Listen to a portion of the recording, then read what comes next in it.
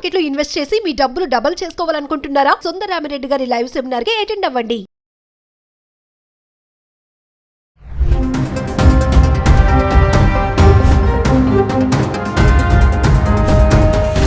నమస్తే, welcome back to Suman TV. ప్రపంచవ్యాప్తంగా మరి వర్క్ వీసా నియమాలను కఠినతరం చేస్తున్న సమయంలో చైనా కే వీసాను తీసుకురావడం ఒక సంచలనంగా మారింది. అసలు ఈ కే వీసా యొక్క ఇంపార్టెన్స్ ఏంటి, ఎవరు దరఖాస్తు చేసుకోవాలి, వీటన్నిటిపైన మనకి వివరాలు అందించడానికి మనతో పాటు ఉన్నారు అనలిస్ట్ మందర కృష్ణారెడ్డి గారు. నమస్తే సార్. నమస్తే అమ్మా. సార్, మనం నిన్న మాట్లాడుకున్నట్లు మరి ట్రంప్ ఏదైతే H1B వీసా ఈ ఫీజు విషయంలో కొంచెం కఠినతరం చేశారో గందరగోళమే నెలకొంది అనుకోవాలి. మరి ఈ నేపథ్యంలో చైనా కే వీసాను తీసుకురావడం అనేది మనం చూస్తున్నాం. అసలు కే వీసా అంటే ఏంటి, ఎవరు అర్హులు, దాని ఇంపార్టెన్స్ ఏంటి అంటే సార్? ట్రంప్ ఒకేసారి తీసుకున్న నిర్ణయం H1B వీసాదారులకి $1,00,000 పే చేయాలనేటువంటి ఆలోచన చేయడం. ముందుగానేమో ప్రతి సంవత్సరం $1,00,000 ఇవ్వాలన్నట్టుగా బాంబు పేల్చి, తర్వాత అక్కడున్న ఐటీ కంపెనీల ఒత్తిడి వల్ల, మిగిలిన సలహాదారులు చెప్పినట్టు ఆలోచన వల్ల అది మరీ ప్రమాదకరమైన పరిస్థితి ఏర్పడి అక్కడున్న సంస్థలే పూర్తిగా అమెరికా నుంచి వెళ్ళిపోయి వేరే దేశాలకు వెళ్ళేటువంటి ప్రమాదం ఉందనే విషయం గ్రహించిన తర్వాత జీవిత కాలం అంతరికి $1,00,000 పెట్టడం, $1,00,000 పెట్టడం. రెండోది ఏంటంటే ఇప్పుడు కాదు అమలు చేసేది, అది వచ్చే సంవత్సరం నుంచి అమలు అవుతుంది. ఇప్పటిదాకా అప్లికేషన్స్ ఏమైనా ఉన్నాయో అవన్నీ కూడా పాత పద్ధతిలోనే ప్రాసెస్ చేస్తాం. ఇప్పటికే అమెరికాలో ఉండే వాళ్ళు ఎవరు ఆ వీసాస్ తీసుకోవాల్సిన అవసరం లేదు. పాత వీసాలతో వాళ్ళు కంటిన్యూ చేయొచ్చు.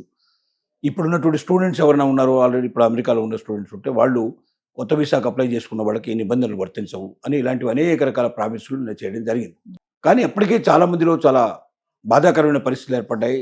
చాలా అమెరికా గురించి ఒక రకమైన నెగిటివ్ ఫీలింగ్ అనేది బాగా తిరిగిపోయింది. చైనా నుంచి కూడా ప్రతి సంవత్సరం H1B వీసాల్లో నెంబర్ 1 ప్లేసు భారతదేశం సంబంధించింది. 71% మనం ఆక్యుపై చేస్తాం. దీని తర్వాత సెకండ్ ప్లేస్లో ఉన్నారంటే 11% వాళ్ళు ఉన్నారు, చైనీస్ ఉన్నారు. వాళ్ళు మరి మన ఇద్దరి 2 దేశాలకి ఇబ్బంది కలిగించేట్టు పత్రం. మిగతా వాళ్ళంతా కూడా 2%, 3%, 1% కన్నా ఎక్కువ లేరు. వాళ్ళకి పెద్ద ఇబ్బంది లేదు. ఈ 2 దేశాలకి ఎక్కువ ఇబ్బంది కలిగే పరిస్థితి ఏర్పడింది. అసలు మనం వాళ్ళ మీద ఆధారపడటం ఎందుకు? మన దేశంలోనే ఇంత టెక్నాలజీ డెవలప్ చేసి, మన దేశంలో ఇన్ని ఇండస్ట్రీస్ డెవలప్ చేసి, మన దేశంలో ఇంత పరిస్థితున్నప్పుడు, ఇక్కడ మన ఉద్యోగ కల్పన మనం చేసే అవకాశాలు మనకు ఉన్నప్పుడు మనమే ఎందుకు ఉద్యోగాల కోసం జనాల్ని ఇన్వైట్ చేయకూడదు అని H1B వీసాలో జరిగినటువంటి అవకతవకలు, ప్రాబ్లమ్స్, ఇప్పుడు ఉన్నటువంటి $1,00,000 అనేటువంటి పెద్ద సమస్యకి సవాలుగా చైనా మేమేం తక్కువ కాదు, మా దేశం కూడా పెద్ద పెద్ద పొజిషన్లో ఉన్నాం, మేము కూడా తప్పనిసరి చేస్తాం అన్నట్టుగా వాళ్ళు చేసిన పని ఏమిటంటే కే వీసా అనేటువంటి ఒక వీసాని తీసుకొచ్చారు. ఈ వీసాని ఇందులో ఉన్నటువంటి గొప్పతనం ఏమిటంటే ఇప్పటికే 12 వీసాలు ఉన్నాయి వాళ్ళ దగ్గర, సిస్టమ్స్ ఉన్నాయి. దాంతోపాటు అత్యుత్తమమైనటువంటి వీసా కింద కే వీసాని తీసుకొచ్చారు. ఎవరైనా యువ టెక్నాలజిస్టులు, శాస్త్ర సాంకేతిక రంగాల్లో ఎవరైనా పరిశోధనలు చేయదలుచుకున్న వాళ్ళు ఎవరైనా ఉంటే, లేదా వాళ్ళు ఉద్యోగాలు చేయదలుచుకుని ఉంటే, వాళ్ళు ఇంకా కొత్తగా చదువు, ఇంకా ఎక్స్టెండెడ్గా చదువు ఏదైనా చదవాలనుకున్నా కూడా ఈ కే వీసా ద్వారా వాళ్ళు చైనాలో ప్రవేశించి వాళ్ళు చేసుకోవచ్చు. అమెరికాలోనేమో H1B వీసా రావాలంటే ముందు ఏదైనా ఒక కంపెనీలో మేము ఉద్యోగం ఇస్తున్నాం, మీకు H1B వీసా మాకు కావాలని అప్లై చేసుకుంటే కానీ H1B వీసా రాదు అక్కడ. ఇక్కడ విరుద్ధంగా ఏం చేశారు చైనాలో అంటే, అసలు మీకు ఏ కంపెనీ మీకు ఆహ్వానం పంపాల్సిన అక్కర్లేదు, మీరు చైనాకు వచ్చేయండి, వచ్చిన తర్వాత మీకు ఏం కావాలో వెతుక్కోండి, మీకు ఏం కావాలో చూసుకోండి, మీరు సెలెక్ట్ చేసుకోవచ్చు. ఇక్కడ అనేక రకాల అవకాశాలు ఉంటాయి. ఏ అవకాశం మీకు దొరికిందని అవకాశం మీరు చూసుకోవచ్చు. ఇక్కడ కూడా మంచి సాలరీసు, మంచి అవకాశాలు మీకు కల్పిస్తాం. కాబట్టి ఇది మీకు ప్రత్యామ్నాయంగా ఉంటుంది, అమెరికాకు ప్రత్యేకంగా ఉంటుంది. అక్కడికి మీరు $1,00,000 కట్టిపోయి మీరు బాధపడేదానికన్నా ఇక్కడ పెద్దగా నామినల్ ఫీజు కట్టేసేసి మీరు వీసా తీసుకొని మా దేశానికి రండి, మీకు మేము పెద్దపీట వేస్తున్నాము, మేము గౌరవంగా చూసుకుంటాము, అమెరికాలాగా అవమానపరిచే పరిస్థితి మేము తీసుకురాము అని చైనా ఆహ్వానిస్తుంది. చైనా ఏమిటంటే కమ్యూనిస్ట్ దేశం. అక్కడ లిబరలైజేషన్ అనేది ఈ టైప్లో ఉండే ఫ్రీడమ్ అక్కడ ఉండదు. అమెరికాలో ఉన్నంత ఫ్రీడమ్ అక్కడ ఉండదు. అక్కడ భోజన వ్యవహారాలు కూడా కొంచెం డిఫరెంట్గా ఉంటాయి. అంటే అమెరికానేమో మొత్తం టోటల్గా ప్రపంచ దేశాలన్నిటి నుంచి వచ్చి అక్కడ స్థిరపడ్డవాడు. అమెరికాలో అసలు ఎవరు పుట్టిన వాళ్ళు, అమెరికాలో స్వయంగా పుట్టిన వాళ్ళు అంటూ ఎవరు లేడు, వలస వచ్చిన వాళ్ళే. ఏంటంటే ఒకప్పుడు ఆ దేశానికి ఎవడైనా పనిష్మెంట్ కింద పంపించేవాడు. ఎక్కడైనా దేశం లోపల ఎవరైనా తప్పు చేస్తే, పొరపాటు చేస్తే వాళ్ళని దేశ బహిష్కరణ చేసి తీసుకొచ్చి ఇక్కడ పడేసిపోయేవాడు. అలా పడిపోయిన వాళ్ళందరూ కలిసి అక్కడ ఒక చిన్న చిన్న పట్టణాల కింద ఏర్పడి, ఆ తర్వాత వలసవాదులు ఎక్కువైపోయి ఎక్కడి నుంచి అక్కడికి వచ్చి, ఎక్కడ పని లేనివాడు, పాట లేనివాడు, ఎక్కడ బతకలేనివాడు అట్లా ఉండే వాళ్ళందరూ అక్కడికి వచ్చేసేసి అక్కడ మెల్లమెల్లగా వాళ్ళంతా కలిసి ఏకమై వాళ్ళలో ఒక కసి, ఒక ఆలోచన రగిలి, మేము మన దేశాన్ని ఎందుకు గొప్పగా తయారు చేసుకోకూడదు పద్ధతితో చాలా పెద్ద విశాలమైన సామ్రాజ్యం, చాలా ఎక్కువ వైశాల్యం ఉండేటువంటి ప్లేసు. వాళ్ళు ఆ రకంగా మెల్లగా డెవలప్ అయ్యి ఆ తర్వాత ఇప్పుడు వాళ్ళు ప్రజాస్వామ్యంలోనే నెంబర్ 1 ప్లేస్ లోపల, ప్రపంచంలోనే నెంబర్ 1 ప్లేస్లో నిలబడగలిగే పరిస్థితి ఏర్పడింది. చైనా ఏంటంటే కమ్యూనిస్ట్ దేశంగా, అది ఎక్కువ పాపులేషన్ ఎక్కువ ఉండేటువంటి దేశంగా, మన దాకా మన భారతదేశం కన్నా ముందర నెంబర్ 1 ప్లేస్ లోపల చైనా ఉండేది పాపులేషన్లో. ఇప్పుడు చైనా పాపులేషన్ తగ్గిపోయింది, ఇండియన్ పాపులేషన్ పెరగడం ప్రారంభమైంది. సో ఈ పరిస్థితుల లోపల వాళ్ళు అనుకుంటుంది ఏమిటంటే, కే వీసా పెట్టడం వల్ల అమెరికాకు వెళ్ళే వాళ్ళు చాలామంది చైనాకు వస్తారు.